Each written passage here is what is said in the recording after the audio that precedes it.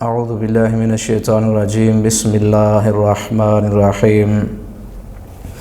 یا ایھا الذین آمنوا کتب علیکم الصیام کما کتب علی الذین من قبلکم لعلکم تتقون۔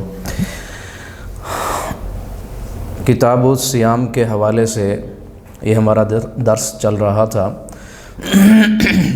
پچھلے درس کے اندر ہم نے آپ ساتھیوں کو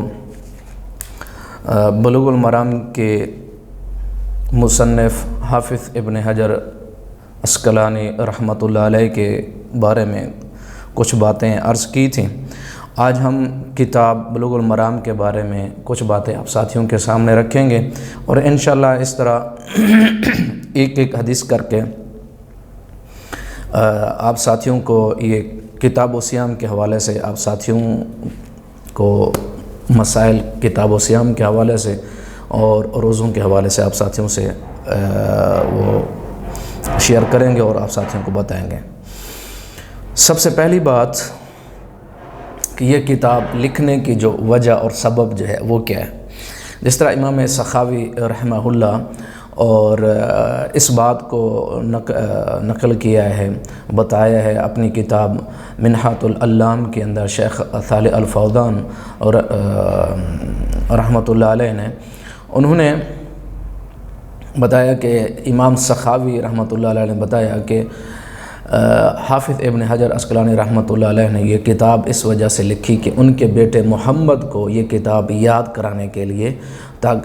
حدیث کو مختصر کیا اور کرنے کے بعد اس وجہ سے کہ میرا بیٹا اس کتاب کو جو ہے ان احادیث کو یاد کر سکے اور پھر یہ کتاب پوری امت کے لیے جو ہے وہ ذخیرہ بنے۔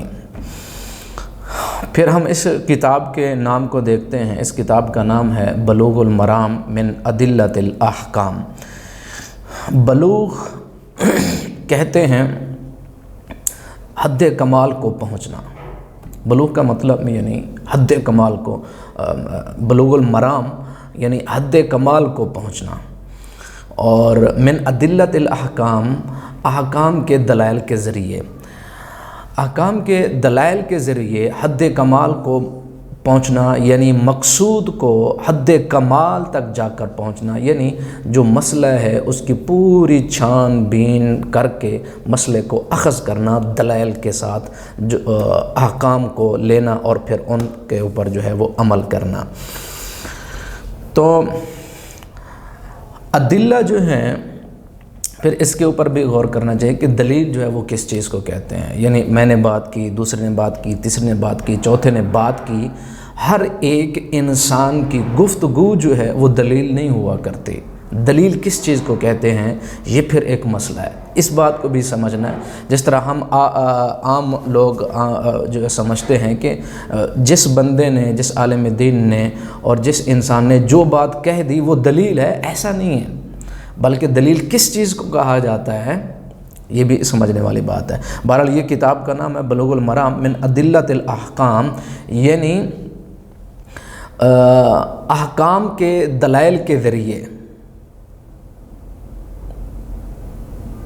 احکام کے جو دلائل ہیں ان کے ذریعے مقصود کو حد کمال تک جا کر لینا، حاصل کرنا، یہ کتاب کا جو ہے نام، اس کا مطلب اور مفہوم ہے۔ اس کتاب کے اندر جو ہے تقریباً 1577 احادیث ہیں بلوغ المرام کے اندر، یا پھر جو ہے وہ آگے پیچھے 2-3 احادیثیں آگے پیچھے بھی ہو سکتی ہیں، جس طرح مکتبے چھاپنے والے مکتبے مختلف ہوتے ہیں وہ احادیثیں، لیکن اکثر اوقات ایسے ہیں 1577 احادیث اس کتاب کے اندر موجود ہیں۔ جس طرح سلف صالحین کا ایک طریقہ رہا ہے کہ سلف صالحین نے دلائل کو مختصر کر کے، مثال کے طور پر اگر کسی محدث نے مغازی پہ کام کرنا ہے تو دلائل کو مختصر کر کے جو دلیل مغازی پہ دلالت کرتے تھے اس نے مختصر کر کے وہ دلائل لے کے مغازی پہ کام کیا، عقائد پہ کام کیا، ایمانیات پہ کام کیا، اور اسی طرح یعنی وہ شارٹ کٹ کر کے دلائل کو وہ اپنے مغازی پہ، عقائد پہ وہ کرتے تھے۔ اسی طرح حافظ ابن حجر رحمۃ اللہ علیہ نے دلائل کو مختصر کر کے جو فقہی مسائل پر دلالت کرتے تھیں احادیث، اور جو حصہ حدیث کا جو حصہ دلالت کرتا تھا وہ احادیث کا وہ حصہ جو ہے اپنی کتاب میں شامل کیا، یعنی فقہی مسائل پر دوسری بات کہ حافظ صاحب نے اپنی کتاب کی جو بنیاد یا ترتیب جو ہے وہ فقہی بنیاد پہ ہے۔ فقہی بنیاد جب بولا جاتا ہے تو اس کا مطلب یہ ہے کہ فقہی ترتیب کا مطلب یہ ہے کہ مطلب احکام جو مسائل ہیں، یعنی فقہی ترتیب عموماً کیسے ہوتی ہے؟ فقہی وہ نہیں جس طرح جو عموماً ہمارے ذہنوں میں ہوتی ہے کہ ایک فقہ ہوتی ہے، ایک فلاں وہ نہیں، بلکہ جو علماء کے ہاں جو ایک مشہور اصطلاح ہے، یعنی فقہی ترتیب، وہ کیسی ترتیب ہوتی ہے؟ مثلاً اکثر ایسا ہوتا ہے، یعنی طہارت کے مسائل ہیں، نماز کے، جنازے کے، زکوٰۃ کے، روزے، حج، خرید و فروخت، نکاح، جرائم کے مسائل، حدود کے مسائل، جہاد کے، کھانے پینے کے اور متفرق، یہ سارے فقہی ترتیب ہے۔ اس ترتیب سے جو کتاب لکھی جاتی ہے اس کو بولا جاتا ہے فقہی ترتیب سے یہ کتاب لکھی گئی ہے۔ نمبر 3،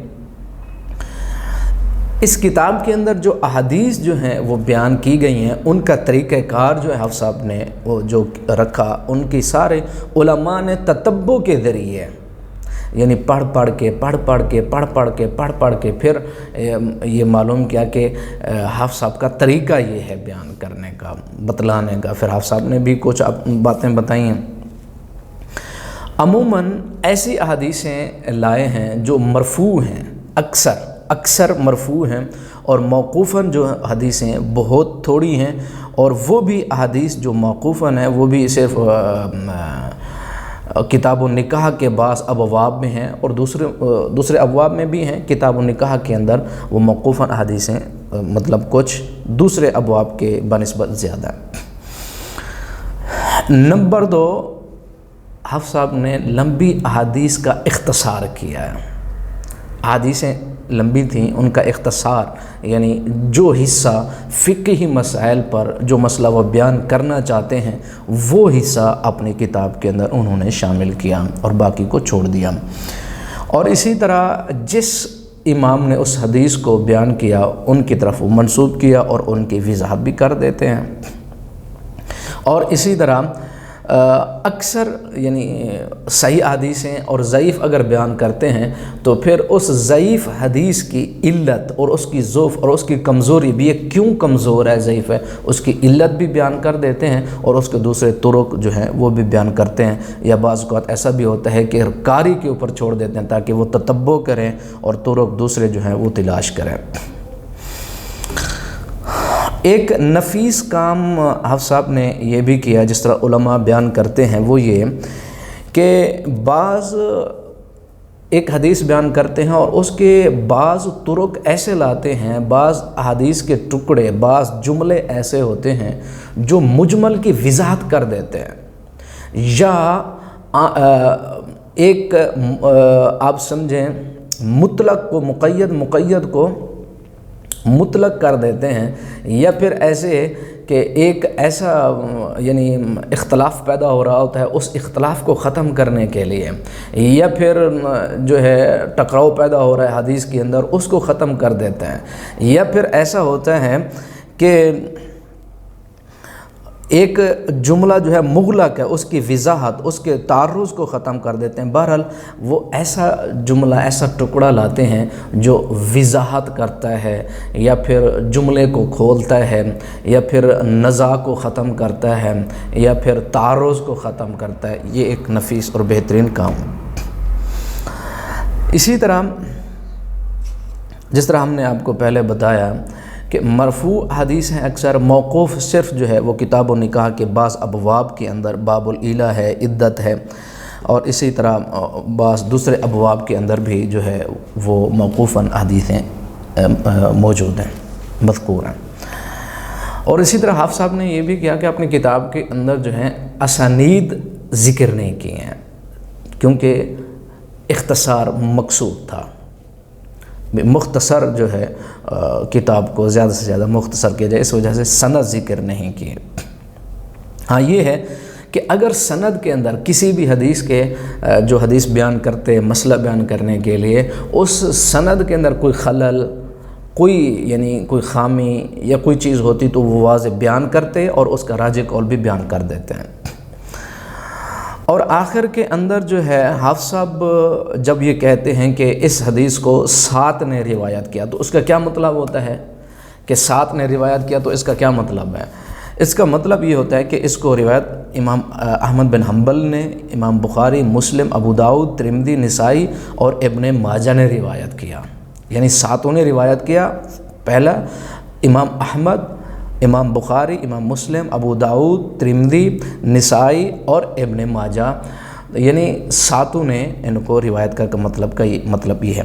اگر بیان فرمائیں کہ ان کو 6 نے روایت کیا ہے، تو اس کا مطلب ہے امام احمد بن حنبل کے علاوہ باقی جو 6 ہیں، یعنی امام بخاری، امام مسلم، امام ابو داؤد، امام ترمذی، نسائی اور ابن ماجہ، انہوں نے روایت کیا۔ اگر کہتے ہیں 5 نے روایت کیا، تو بخاری اور مسلم کے علاوہ باقی جو 5 ہیں، امام احمد، ابو داؤد، ترمذی، نسائی اور ابن ماجہ، انہوں نے روایت کی۔ اگر کہیں 4 ہیں، تو 4 جو ہے کیا مطلب ہے؟ مطلب یہ کہ احمد، بخاری، مسلم کے علاوہ سب نے اس کو روایت کیا۔ اگر 3 کہیں، ابو داؤد، ترمذی، نسائی مراد ہوتے ہیں، تو متفقن علیہ، تو سب کو معلوم ہے کہ متفقن علیہ کا کیا مطلب، بخاری اور مسلم نے اس کو روایت کی۔ اچھا، یہ بات بھی آپ یاد رکھیں کہ یہ جو اصطلاح ہے 7 نے، 6 نے، 5 نے، یہ ہر محدث کی ایک اپنی ایک ترتیب ہوتی ہے۔ ایسے بیان کرنا کہ میں کتاب میں لکھوں گا 7 نے روایت کیا، اس کا کیا مطلب ہے؟ ہر محدث کی اس طرح کی اپنی اصطلاحیں ہوتی ہیں، یہ کوئی مخصوص نہیں ہوتی، یا اس کو ہر محدث استعمال نہیں کرتا ہے، بلکہ جو محدث اپنی کتاب لکھتا ہے اس کتاب کی کچھ مخصوص اصطلاحیں ہوتی ہیں، جس طرح یہ ہیں کہ جس طرح حافظ صاحب کی بلوغ المرام کے اندر ہے کہ 7 نے روایت کیا تو کیا مطلب ہے، 6 نے روایت کیا تو کیا مطلب، 5، 4، 3، 2، تو اس کا کیا مطلب ہے۔ تو یہ حافظ صاحب کی کتاب کے بارے میں چند باتیں تھیں۔ اللہ تعالی ہم سب مسلمانوں کو اسلام سمجھنے کی توفیق دے اور اس پر عمل کرنے کی توفیق عطا فرمائے۔ وما علینا الا البلاغ المبین۔